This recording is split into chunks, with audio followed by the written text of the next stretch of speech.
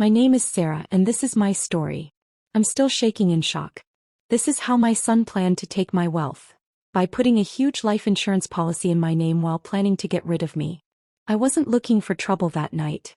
I just wanted a glass of water. But as I walked past the living room, I heard something that stopped me cold. Everything's in place. The paperwork is done, Vanessa whispered. And she has no clue? Colin asked. None. But we need to move quickly. The sooner she updates her will, the better. I felt like the air had been knocked out of my lungs. My own son. My daughter-in-law. Talking about my will as if I were already gone. I stepped back slowly, careful not to make a sound. My hands were shaking. I wanted to believe I had heard wrong, that there was some logical explanation. But deep down I knew. I had ignored the signs for too long. Colin asking about my accounts, Vanessa hovering every time I took my medication. Their sudden interest in my health. Now everything made sense. I needed to act fast. The next morning I made breakfast like nothing had changed. I poured Colin his coffee, smiled at Vanessa and played my part. Morning, Mom, Colin said, watching me closely.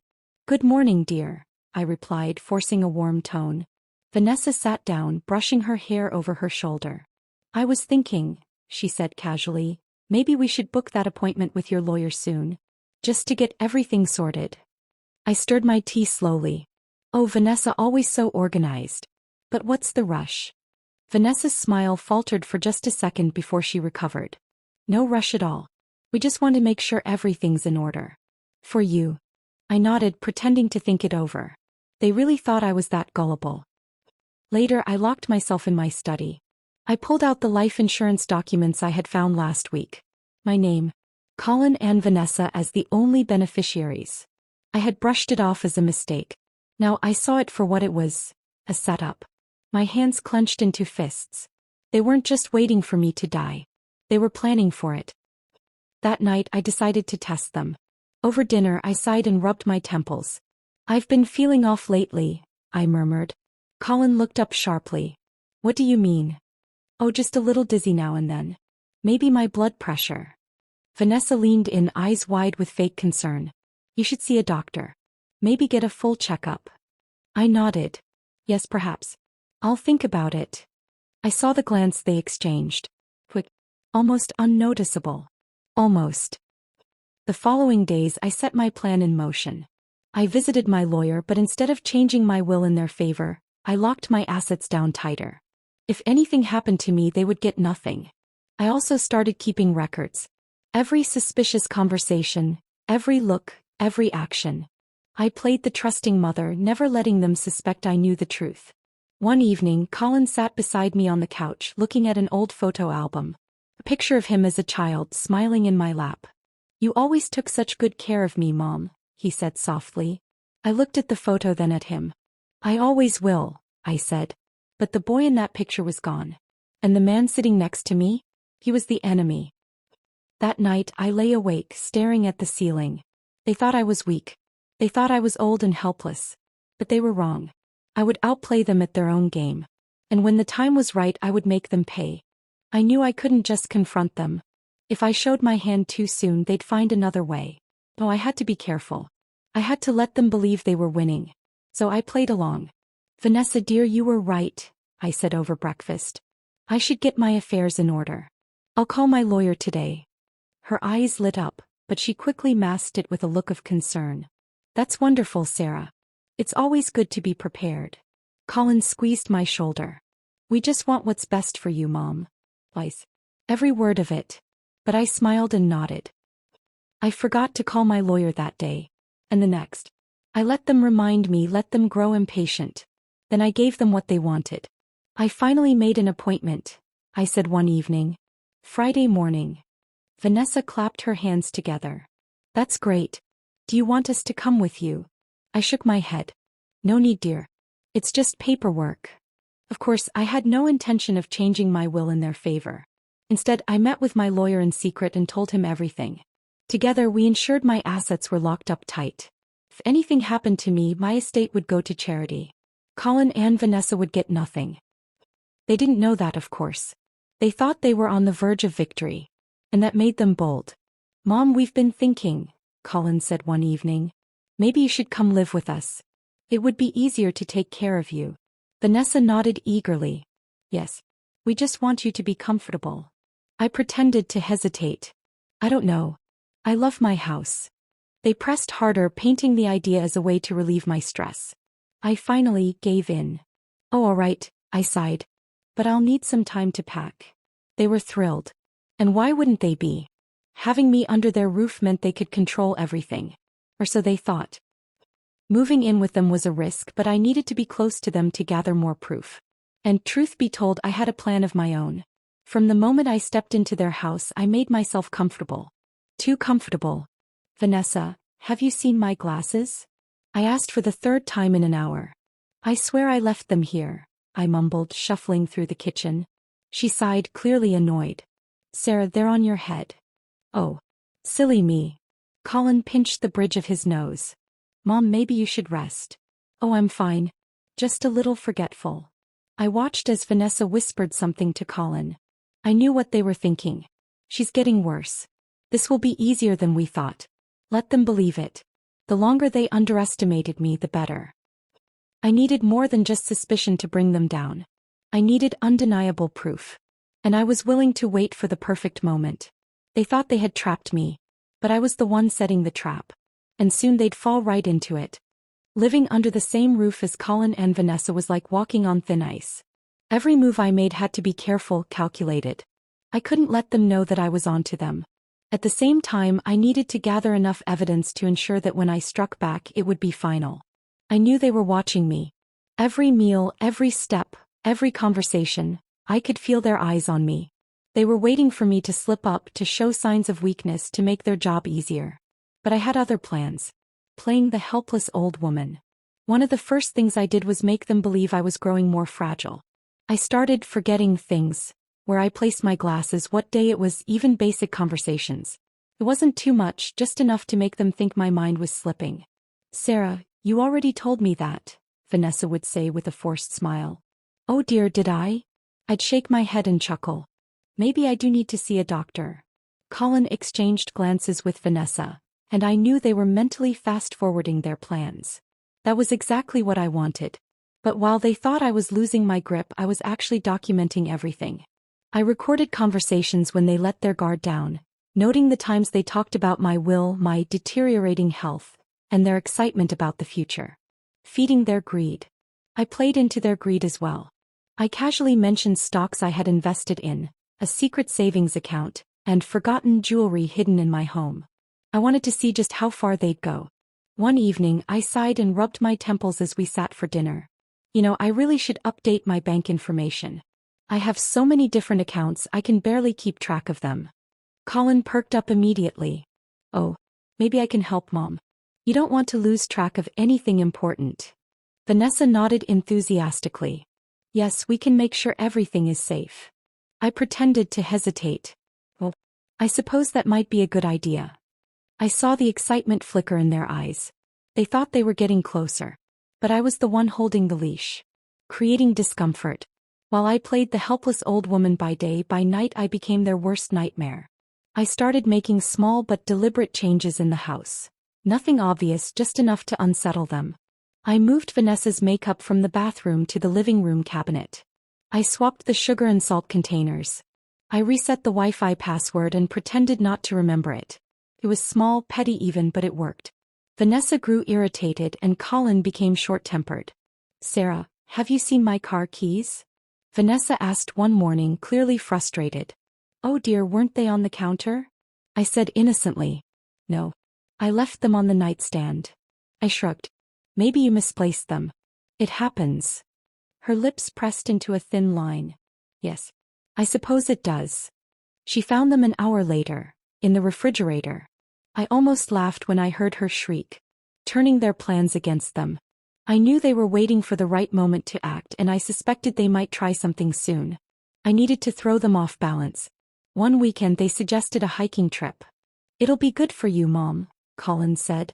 Fresh air, exercise, it's healthy. Vanessa smiled too brightly.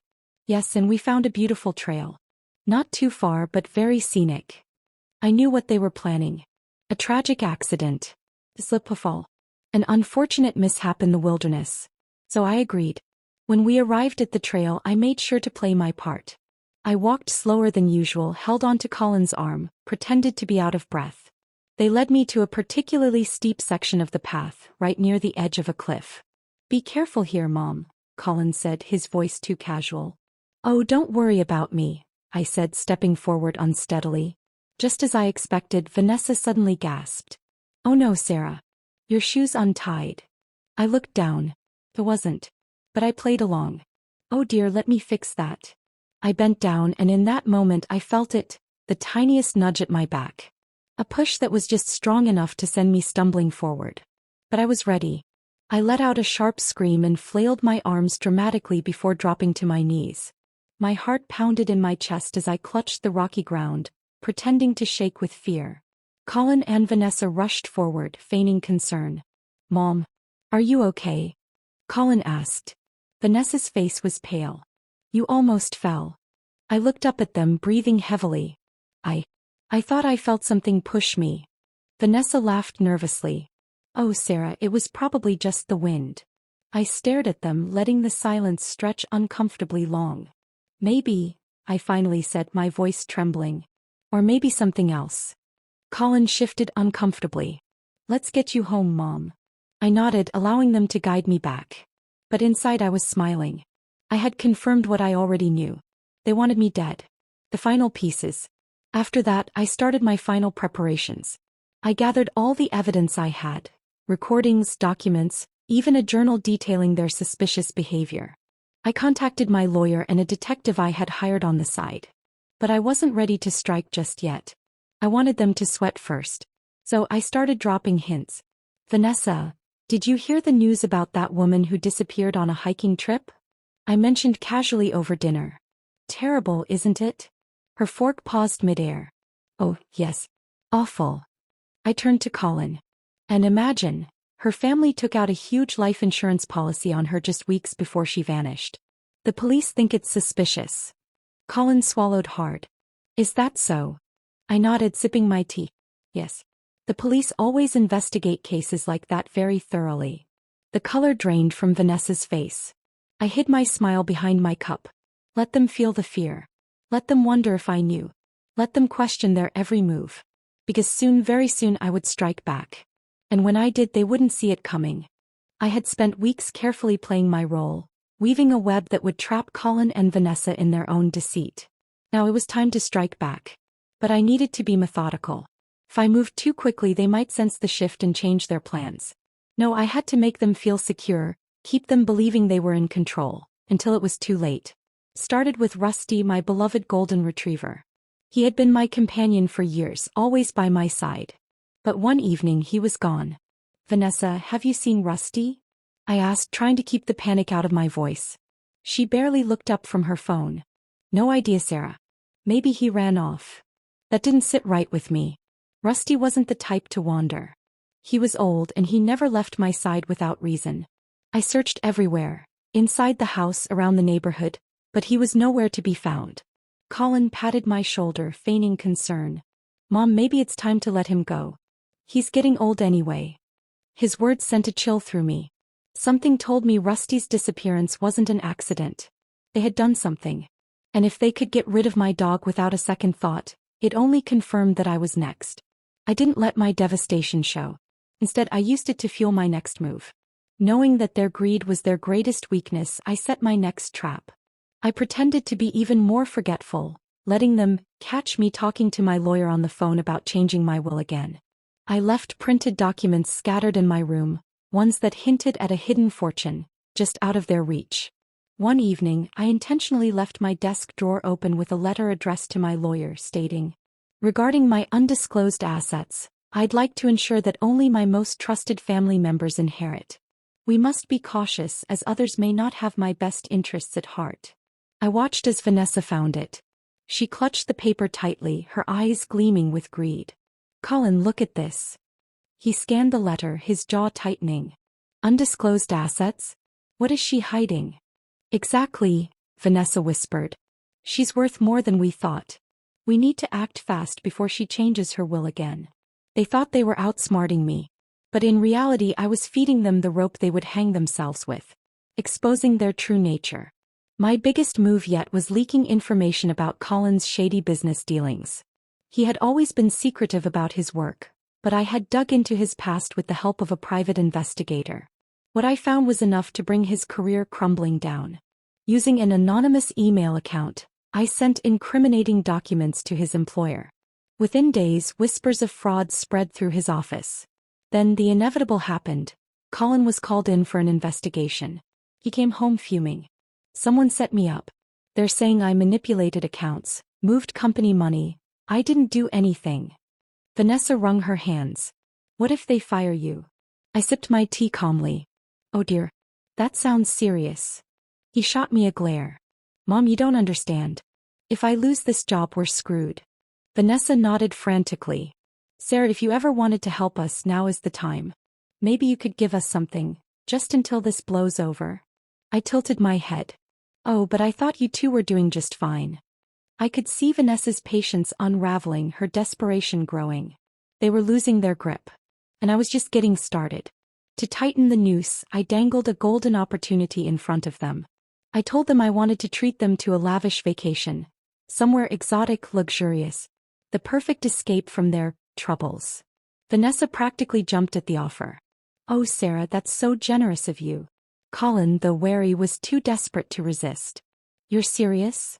I nodded sweetly. Of course, I've been thinking. I want us to be a real family again. They fell for it. They packed their bags, dreaming of sun-soaked beaches and endless pampering. But what they didn't know was that I had booked everything under Colin's name, using his credit card. First-class flights, 5-star hotels. Every last charge was going straight to his already strained finances. I dropped them off at the airport, watching as they walked toward security, completely oblivious to the trap I had set. Once they were gone, I moved to the final phase. While they were away, I met with my lawyer and finalized my own plans. I secured my assets, removed Colin and Vanessa from my will entirely, and ensured my house remained solely in my name, protected under legal clauses they hadn't even thought to check. Then I called a family meeting. My sister, Margaret, my niece, Lily, and a few other trusted relatives gathered at my home. I told them everything, Colin and Vanessa's plot, their greed, their cruelty. Margaret was furious. I never liked that woman, Sarah. She and Colin deserve whatever's coming to them. Lily shook her head in disbelief. I can't believe Colin would do this to you. With their support, I felt stronger than ever. I wasn't just fighting alone anymore. The day Colin and Vanessa returned, they were greeted with a nightmare. Their bank account was overdrawn. Their credit cards maxed out. And their belongings? Removed from my house. Colin stormed through the door. Mom, what the hell is going on? I sat calmly, sipping my tea. Oh, Colin, you're back early. How was the trip? Vanessa threw a pile of overdue bills onto the table. Are you insane? You ruined us. I set my cup down. No, my dear. You ruined yourselves. I slid a folder across the table. Documents proving I had legally reclaimed everything they tried to steal. I stood up and faced my son. You tried to kill me for money. You took away Rusty. You thought I was weak. I let my voice harden. But you were wrong. Colin was speechless, his face pale. Vanessa's hands trembled as she flipped through the paperwork. This can't be legal, she whispered. Oh, but it is, I said with a satisfied smile. And the best part? You're officially homeless. Vanessa turned to Colin, her voice shrill. Do something. But he couldn't. Because for the first time he realized I had won. As they stormed out, defeated and humiliated, I felt the weight lift off my shoulders. The house was finally mine again, not just in name but in peace. A week later, Margaret showed up at my door. And in her arms was Rusty. We found him, she said. A neighbor spotted him at a shelter miles away. They must have dumped him there. Tears filled my eyes as I hugged my old friend. Oh, Rusty, you're home. For the first time in a long time I felt safe. I felt free. Colin and Vanessa had thought they could take everything from me. But in the end they lost everything. Me. I had won. And I was just getting started on the best years of my life. The morning after Colin and Vanessa stormed out, I sat in my kitchen, sipping my tea with a newfound sense of peace. For the first time in months, the house was quiet, truly mine again. But I wasn't finished yet. They had taken too much from me. Their betrayal, the stress, the attempt on my life. I couldn't let them walk away without facing real consequences. It was time to involve the police. The police investigation. With Margaret's help, I gathered everything. The fake life insurance policy, the documentation of their fraud, even the evidence of their attempts to get me to transfer my house. I walked into the police station, my hands trembling slightly but my heart firm. The officer at the desk, a middle-aged man with sharp eyes, looked up as I placed my folder on the counter. "How can we help you, ma'am?" "My name is Sarah," I said, steadying myself. "And this is my story. My son and his wife tried to kill me for my money." The next few hours were a whirlwind of interviews and statements. Detectives pored over my evidence. I gave them recordings of conversations where Colin and Vanessa pressured me into changing my will. I recounted the near accidents, the hiking trip, the sudden disappearance of Rusty. Margaret backed me up, sharing details of the threats they had made when I wasn't around. One detective, Officer Grant, nodded grimly. "We've seen cases like this before. Family turning on each other for money. But you've done something most don't. You built a case before they could strike." I exhaled. "So, what happens now?" "We bring them in." Colin and Vanessa had no idea what was coming. The police tracked them down at a cheap motel they had checked into after realizing they were broke. The knock on their door was sharp, authoritative. "Colin Carter? Vanessa Carter." "What?" Colin's voice was groggy, irritated. Then he opened the door and froze at the sight of the officers standing there.